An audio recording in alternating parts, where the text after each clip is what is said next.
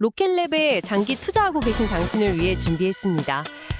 곧 있을 1분기 실적 발표와 또 2025년 전체 전망에 대해서 좀 깊이 들어가 보려고 하는데요. 네, 저희가 받은 자료들, 특히 그 스카도스 같은 분석가들 의견을 종합해봤습니다. 맞습니다. 그래서 핵심만 딱 뽑아서 당신의 투자 관점에서 중요한 데이터 중심으로 한번 전략적으로 살펴보겠습니다. 바로 시작하죠. 자, 그럼 먼저 가장 최근 실적이죠. 1분기 가이던스. 이걸 보면 매출 예상치가 1억 1,700만 달러에서 1억 2,300만 달러 사이. 꽤 괜찮은 숫자 같은데요? 네, 일단 숫자는 그런데 세부적으로 보면 더 흥미로운 점이 있어요. 그 발사 서비스 쪽은 5번 발사해서 한 3,700만 달러 정도.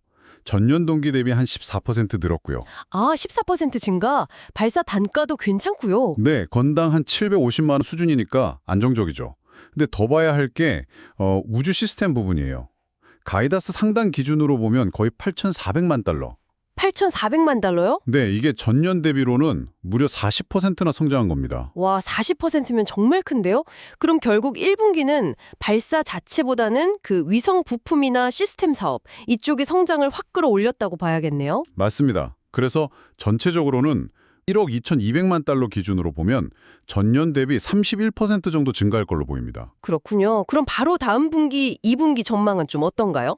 2분기는 일단 발사 횟수가 4번으로 좀 줄어들 걸로 예상돼요. IQPS나 호카해 같은 것들이요. 횟수가 줄면 매출도.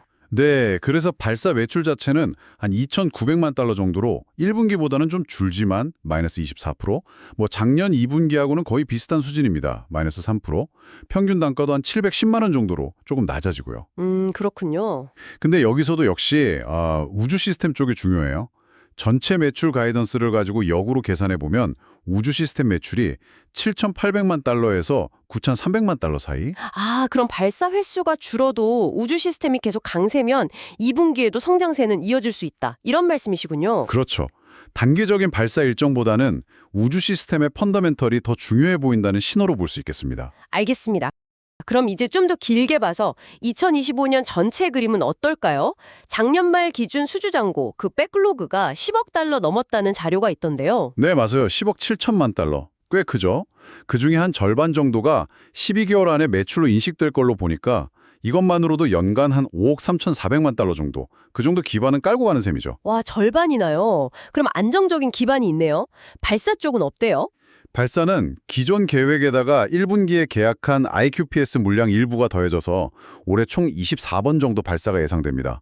매출로는 1억 8,900만 달러, 작년보다 51% 늘어나는 거고요. 51%요? 횟수도 늘고 단가도 오르나요? 네, 평균 발사 단가도 790만 달러 정도로 오를 것으로 예상돼요.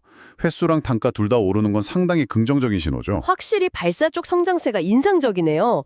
그럼 나머지 우주 시스템 쪽은 연간으로 어느 정도 예상하세요? 우주 시스템은 한 3억 7천만 달러 정도, 작년 대비 19% 성장으로 예상됩니다. 발사 쪽만큼 폭발적이진 않아도 꾸준하고 안정적인 성장세죠. 그럼 이걸 다 합치면 2025년 전체 매출은 대략 5억 5,800만 달러 정도, 전체적으로 28% 성장 목표, 이렇게 볼 수 있겠네요. 네. 그런데 여러 신규 계약 가능성 같은 걸 생각하면 이건 좀 보수적인 추정치일 수도 있습니다. 알겠습니다. 5억 5,800만 달러, 그리고 어쩌면 그 이상일 수도 있다는 점. 그럼 이런 성장을 이끌 구체적인 동력은 뭘까요? 어떤 사업들이 있습니까? 크게 두 축인데요. 하나는 제품하고 서비스. 에어버스랑 태양광 패널 공급 계약이라든지 아니면 그 위성 본체 플랫폼, 플랫 세틀라이트 고객을 더 확보한다거나 프론티어 통신 시스템 확장 같은 것들이죠. 부품 라인업 강화? 네, 맞아요. 이게 우주 시스템 사업 다각화의 핵심입니다.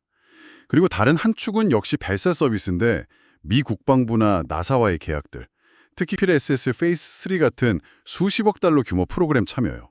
그리고 영국 국방부 국처음속 프로그램 계약이나 미 공군 쪽 사업 참여 같은 것들, 점점 정부나 국방 분야 비중이 커지고 있어요. 확실히 국방, 정부 계약 비중이 커지는 건 중요해 보이네요. 이게 단순 매출을 넘어서 좀 더 전략적인 의미가 있을 수 있겠어요. 그리고 M&A 가능성도 있지 않았나요? 마이나릭 인수권 말입니다. 네. 독일 레이저 통신 기업이죠. 아직 확정은 아니지만 만약 인수가 된다면 연간으로 한 4천만 원에서 1억 달러, 그 정도 추가 매출을 기대해 볼 수는 있어요. 마이나릭이 이미 수주 잔고를 꽤 가지고 있거든요. 꽤 큰데요? 네, 한 800기 터미널 정도요. 물론 뭐 생산이 지연될 가능성도 있고 인수 비용도 한 7,500만 원, 1억 5천만 달러 정도로 예상되니까 효과를 좀 신중하게 봐야겠죠. 그렇죠. 시너지는 기대되지만 통합 리스크도 생각해야 한다는 거군요. 그런데 좋은 얘기만 있는 건 아닌 것 같아요. 부품 납품 지연 이슈도 있다던데요. 그 반응 휠 관련해서요. 네, 맞아요. 그 반응 휠, 리액션 휠, 위성 자세 제어하는 핵심 부품인데 이게 원래 계획보다 납품이 좀 늦어진 정황에 포착됐어요.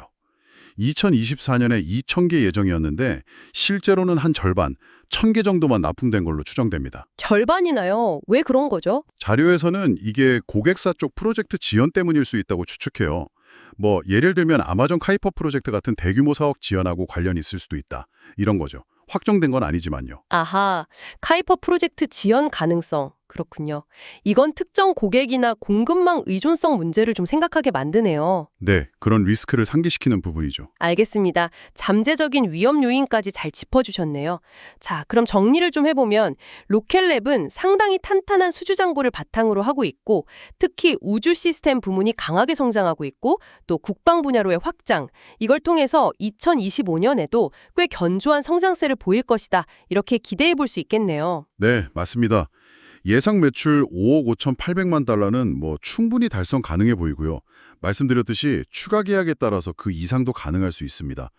물론 뭐 부품 납품 지원 같은 운영상의 과제라 마이너릭 인수 같은 게 현실화되면 통합 리스크도 있겠지만 전반적으로 보면 성장 잠재력이 더 커 보이는 그런 상황입니다. 네, 장기 투자자이신 당신께 마지막으로 저희가 한 가지 질문을 던지면서 마무리할까 합니다. 단순히 이 재무적인 숫자들을 넘어서요. 로켓랩이 점점 더 깊이 관여하고 있는 국가 안보 그리고 국방 프로그램과의 통합, 이 부분이 앞으로 몇 년 동안 로켓랩이라는 회사의 어떤 리스크 프로파일 그리고 궁극적인 기업 가치 평가에 어떤 영향을 미치게 될지 한번 좀 생각해 보시면 좋겠습니다.